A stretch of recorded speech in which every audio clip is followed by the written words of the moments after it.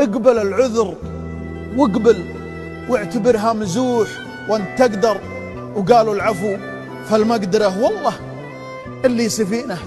بس ما هي النوح،